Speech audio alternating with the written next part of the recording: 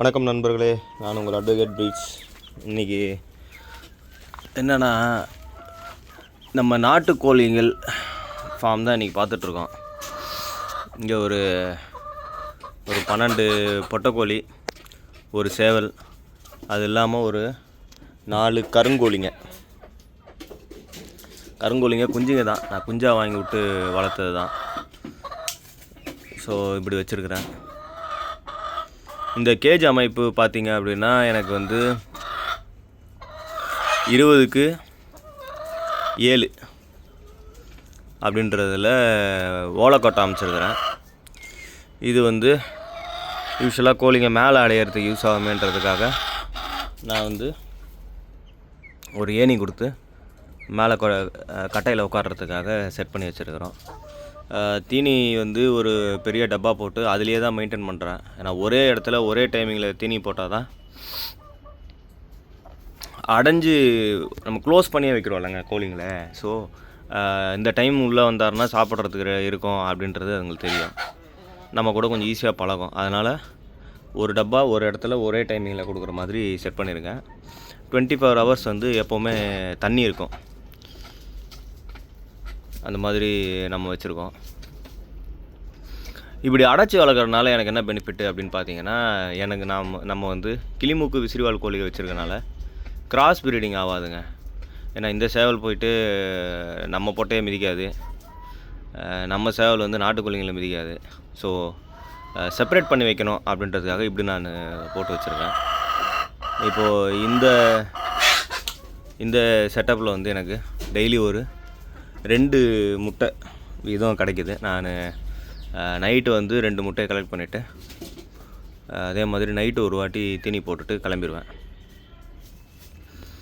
இந்த செட்டப் போட்டனால எனக்கு என்ன ட்ராபேக்கு அப்படின்றத சொல்கிறேன். எனக்கு வந்து கீழே வந்து மண் தர கோழிங்க சீக்கிரனால டெய்லி நான் வந்து இந்த கல்லுங்களை எடுக்கிற மாதிரி இருக்குது. கீழே பார்த்திங்கன்னா வெறும் கல்லுகளாக இருக்கும். இந்த கல்லெல்லாம் பெருக்கி க்ளீன் பண்ணி எடுக்கிற மாதிரி இருக்குது. அது ஒன்று தான் இதில் ட்ராபேக்கு. ப்ளஸ் பாயிண்ட்டுன்னு பார்த்திங்கன்னா, முட்டை ஒரே இடத்துல கலெக்ட் ஆகுது, காக்கா வந்து தூக்க மாட்டேங்குது. அது ஒரு ப்ளஸ் பாயிண்ட்டு. அப்புறம் கிராஸ் ப்ரீட் ஆகாது, அது 2வது ப்ளஸ் பாயிண்ட்டு. அதே மாதிரி இந்த கோழிங்களுக்கு ஏதாவது இப்போ இதுங்களுக்கு பார்த்திங்கன்னா லைட்டாக சளி இருக்கும். இது வந்து நம்ம கோழிங்களுக்கு பரவாது. இது ஒரு ப்ளஸ் பாயிண்ட்டு. 4வது பார்த்திங்கன்னா, இந்த கோழிங்க வந்து நாட்டுக்கோழிங்க ஜென்ரலாக பறந்து வெளியே ஓடி போயிடும். நான் இது உள்ள க்ளோஸில் வைக்கிறனால எனக்கு வந்து அந்த மாதிரி எந்த இஷ்யூவும் இல்லை. பறந்து எதுவும் வெளியே போக மாட்டேங்குது, மிஸ் ஆக மாட்டேங்குது கோழிங்க மெயினாக. இப்படி இருக்குது.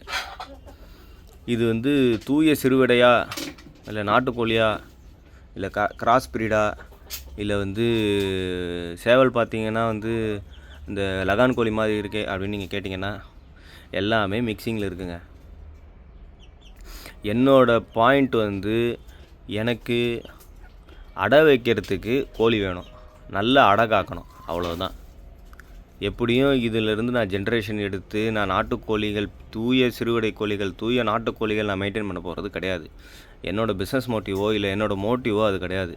எனக்கு அடைக்கு பொட்டைங்க வேணும், பாயிண்ட் 1. பாயிண்ட் 2, முட்டை வீட்டு யூஸுக்கு வேணும். 3வது, எடுத்துன்னு போயிட்டு மார்க்கெட்டில் நான் போட்டேன் அப்படின்னா இதுலேருந்து ஒரு கோழிலேருந்து எனக்கு ஒரு 500 ரூபா கிடைக்கணும்.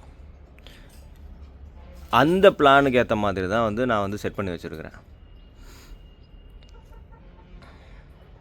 இதுதாங்க நம்ம செட்டப்பு. இதில் வந்து நீங்கள் கற்றுக்கிற விஷயம் அப்படின்னு என்னென்னு கேட்டிங்க அப்படின்னா,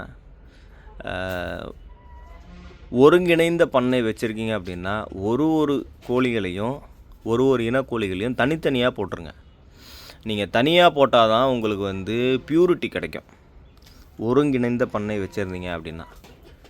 இல்லைங்க, நான் ஒருங்கிணைந்த பண்ணை தான் வச்சுருக்கேன், ஆனால் நான் கோழிங்களை வந்து நான் துன்பப்படுத்த விரும்பலை, நான் தனியாக தான் விட்டு வைப்பேன், நான் வந்து ஃப்ரீயாக தான் விட்டு வைப்பேன், எல்லாம் ஒன்றா மேயிட்டேன் அப்படின்னா கடைசி வரையும் உங்கள்கிட்ட பியூரிட்டி இருக்காது.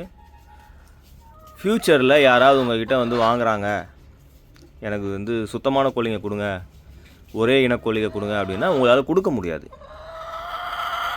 இதுதான் விஷயம். இதனால் வந்து செப்பரேட் பண்ணி வைங்க. கோழிகளை செப்பரேட் பண்ணி வைங்க.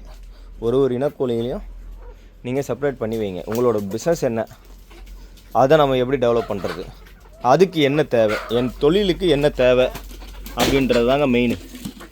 இப்போ என்னோடய தொழில்னு பார்த்தீங்கன்னா, என்னோடய வருமான பாயிண்ட் ஆஃப் வியூன்னு பார்த்தீங்கன்னா, எனக்கு கிளிமூக்கு விசிறிவால் கோழிகள் தான் வருமான பாயிண்ட் ஆஃப் வியூ. இந்த நாட்டுக்கோழி எனக்கு செகண்ட் தான். அதனால் நான் என்ன பண்ணிட்டேன், நாட்டுக்கோழிக்கு முக்கியத்துவம் கொடுக்காம கிளிமூக்கு விசிறிவால் கோழிகளுக்கு மட்டும் முக்கியத்துவம் கொடுத்துருக்கேன். அதுக்குன்னு இதுக்கு தீனி போடாமலாம் இல்லைங்க. நம்ம கிளிமூக்கு கோழிகளுக்கு என்ன தீவனம் கொடுக்குறோமோ அதே தீவனம் தான் நாட்டுக்கோழிகளுக்கும் கொடுக்குறோம். வெங்காயம், தக்காளி, அப்புறம் கீரை வகைகள், சாதம், முட்டைத்தீனி, இந்த மாதிரி நம்ம கோழிகளுக்கு என்ன கொடுக்குறோமோ அதே தான் நாட்டுக்கோழிகளுக்கு கொடுக்குறேன். எனக்கு என்ன வேணுன்றதுக்கான ஸ்பெசிஃபைடாக நான் அப்படி மெயின்டைன் பண்ணிக்கிறேன். இதே மாதிரி நீங்களும் உங்கள் பிஸ்னஸுக்கு என்ன தேவையோ அதுக்கு முக்கியத்துவம் கொடுத்தீங்கன்னா நல்ல வருமானத்தை ஈட்டலாம். இதோடு இந்த பதிவு நிறைவடைகிறது. நம்ம நாளைக்கு பார்க்கலாம். பாய். இந்த வீடியோ உங்களுக்கு பிடிச்சிருந்ததுன்னா அட்வொகேட் ப்ரீட் சேனலை சப்ஸ்கிரைப் பண்ணுங்கள். நம்ம இன்ஸ்டாகிராமில் அட்வொகேட் ப்ரீட் அஃபிஷியல்னு சொல்லிட்டு நம்ம ஒரு பேஜ் வச்சுருக்கோம். ஃபேஸ்புக்கில் இருக்கோம். இன்ஸ்டாகிராமில் ஃபாலோ பண்ணுங்கள், ஃபேஸ்புக்கில் ஃபாலோ பண்ணுங்கள். நம்ம சேனலை சப்ஸ்கிரைப் பண்ணுங்கள். கோல்டு ரிலேட்டடான எந்த ஒரு தகவல் உங்களுக்கு தேவைப்பட்டாலும் நீங்கள் என்னை தாராளமாக கேட்கலாம். கூடிய விரைவில் நம்ம அடைக்கோழியும் விற்போம்னு நினைக்கிறேன். ஏன்னா முட்டை வச்சிட்ருக்கு, இன்னும் அடைக்கு வரலை. ஸோ கூடிய விரைவில் நாட்டுக்கோழி அடைக்கோழி விற்கிறதுக்கும் நமக்கு ஒரு ஆப்ஷன் இருக்குது. அப்படி வரும்போது நான் ஃபேஸ்புக்லேயும் இன்ஸ்டாகிராம்லேயும் அப்லோட் பண்ணுறேன். தேவைன்றவங்க நீங்கள் வாங்கிக்கலாம்.